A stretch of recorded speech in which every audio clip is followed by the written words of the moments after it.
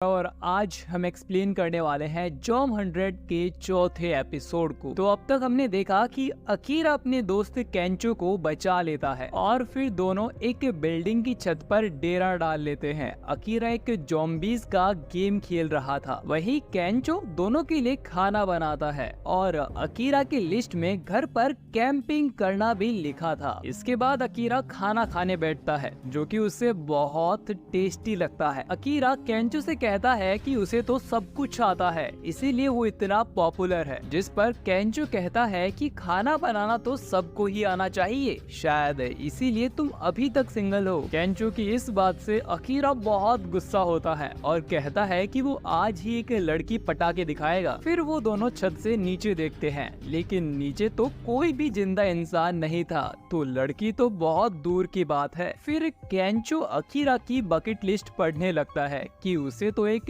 Air hostess के साथ dinner करना, उससे ये चीज नामुमकिन लगती है। और वो ये भी देखता है कि अकीरा ने लिस्ट नंबर 33 तक ही लिखी थी। अब केंचो भी अपना सपना इस लिस्ट में लिख देता है कि उसे एक स्टैंड अप कॉमेडियन बनना है। अकीरा उसे रोकते हुए कहता है कि ये उसकी लिस्ट है, अब उसे भी ये काम करना पड़ेगा। जिस पर केंचो कहता है कि वो दोनों साथ में इस लिस्ट को कंप्लीट कर सकते हैं और अगर अकीरा नहीं आया होता तो शायद केंचो उस लव होटल में ही मर गया होता, इसीलिए वो दोनों मिलकर इस लिस्ट को पूरा करेंगे। अब अकीरा कहता है कि उसे एक बहुत बड़ी टीवी चाहिए जिसमें वो गेम खेल सके और वो दोनों ही बाइक लेकर टीवी लेने निकल पड़ते हैं। रास्ते में अकीरा केंचो से पूछता है कि आखिर वो एक कॉमेडियन क्यों बनना चाहता है, जिस पर केंचो बताता है कि उसे बचपन से ही कॉमेडी शोज देखना बहुत पसंद है और कॉमेडियन बनना उसका बचपन का ही सपना है। अब अकीरा खुद के सपनों के बारे में सोचने लगता है कि उस कंपनी में काम करना सच में उसका सपना था। तभी इन्हें रुकना पड़ता है क्योंकि मॉल में जाने का रास्ता तबाह हो गया था। इतने में ही इनके पीछे से पेट्रोल से भरा एक टैंकर आने लगता है जिसका ड्राइवर ज़ॉम्बी बन चुका था। अगर वो यहाँ आके टकरा गया तो उनकी मौत पक्की है। केंचो अकीरा से कहता है कि उन्हें वहाँ से जल्दी हटना चाहिए। अब अकीरा को अंडरग्राउंड सबवे में जाने का एक रास्ता दिखाई देता है। वो बाइक को ट्रक की तरफ ही ले जाने लगता है और फिर एक कार पर जंप मारकर वो दोनों ही यहाँ से निकल जाते हैं और वो ट्रक इनके पीछे ही ब्लास्ट हो जाता है। अकीरा फिर बाइक को अंडरग्राउंड ले जाने लगता है, लेकिन यहाँ भी ज़ॉम्बीज़ भरे थे। उन्हें मॉल में जाने का रास्ता मिल जाता है और फिर वो एक शटर खोलकर अंदर आ जाते हैं, पर वो देखते हैं कि मॉल में पहले से ही कुछ आदमी थे। यहाँ 3 लड़कियाँ और एक आदमी बैठा था जो इन दोनों से पूछते हैं कि कहीं आप इन्फेक्टेड तो नहीं है। और यहाँ पर सभी लोग बहुत डरे हुए थे क्योंकि चारों तरफ से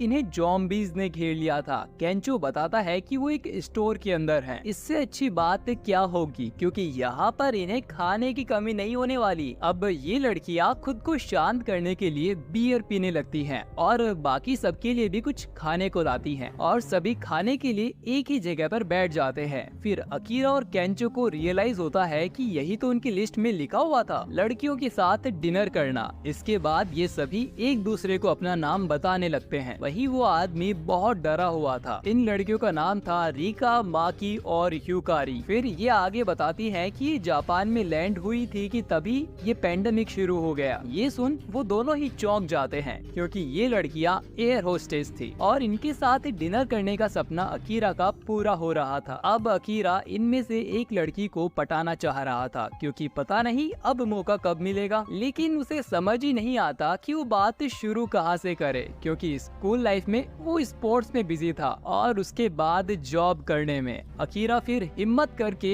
एक लड़की यूकारी के पास जाता है और सीधा यही पूछता है कि उसका कोई बॉयफ्रेंड है या नहीं। अब इस सिचुएशन में यूकारी को ये सुन अच्छा नहीं लगता और अकीरा को खुद पर शर्म आने लगती है। अब अकीरा केंचो के पास हेल्प मांगने जाता है, लेकिन केंचो तो खुद ही माकी के साथ लगा हुआ था और उसने इम्प्रेस इम्प्रेस भी कर लिया था। जो देख अकीरा सोचता है कि काश वो भी केंचो जितना हैंडसम होता, लेकिन अकीरा हार नहीं मानता। चाहे आज कुछ भी हो जाए, वो एक लड़की पटा के ही रहेगा। अब अकीरा सबको इम्प्रेस करने के लिए टकीला की एक पूरी बोतल ही गटकने लगता है। वहीं केंचो भी बिना कपड़ों के सबको अपना डांस दिखाता है, लेकिन अकीरा को दारू हजम नहीं होती और वो बाथरूम में जाकर उल्टियाँ करने लगता है। अकीरा सोचता है कि वो फेल हो गया, लेकिन कम से कम केंचो को तो लड़कियां मिल गई। और तभी यहाँ यूकारी आकर अकीरा की पीठ पर हाथ रखती है। उसे देख अकीरा की उम्मीदें फिर से बढ़ जाती हैं। इधर केंचो और माकी कोई कमरा ढूंढने निकल जाते हैं। अब बस रिका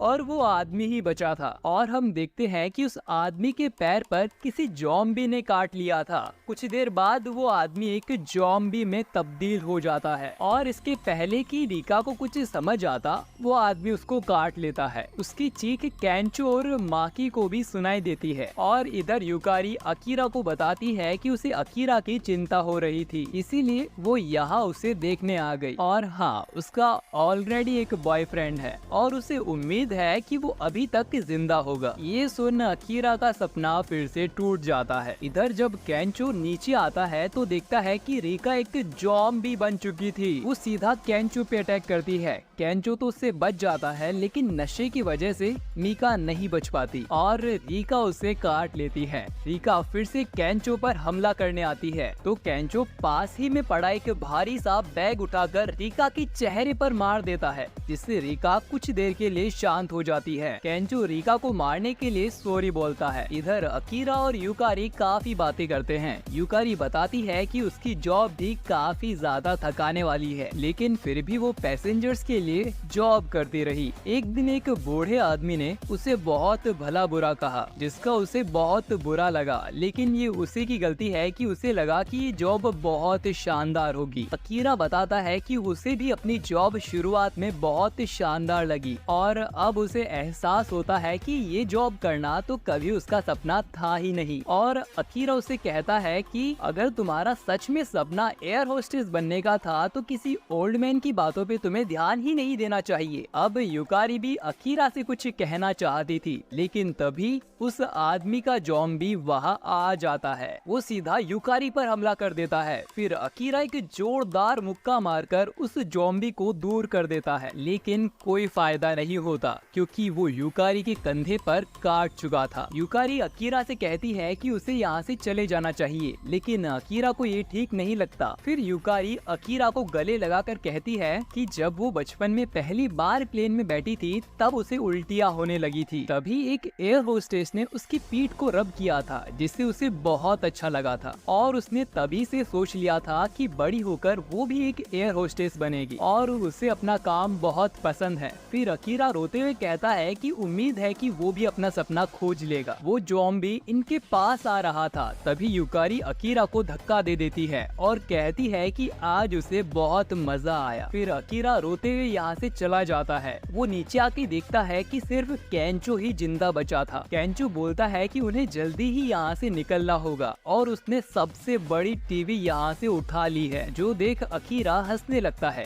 ज़ॉम्बी दरवाजे से दूर जा चुके थे तो ये दोनों जल्दी से बाइक पर बैठकर यहाँ से निकल जाते हैं। वापस घर आकर केंचो अकीरा को बताता है कि उसके साथ क्या हुआ था, लेकिन अकीरा तो कहीं और ही खोया हुआ था क्योंकि उसे तो अपने बचपन का सपना याद ही नहीं है। इसीलिए अकीरा अपनी लिस्ट में ये भी लिख देता है कि उसे अपने बचपन का सपना याद करना है और फिर वो पूरी एनर्जी के साथ गेम खेलने लगता है और इसी के साथ ये एपिसोड खत्म हो जाता है। तो दोस्तों, आपको ये एपिसोड कैसा लगा कमेंट करके जरूर बताइएगा। मैं आपसे मिलता हूँ अगले एपिसोड के साथ। आपका वीडियो देखने के लिए शुक्रिया।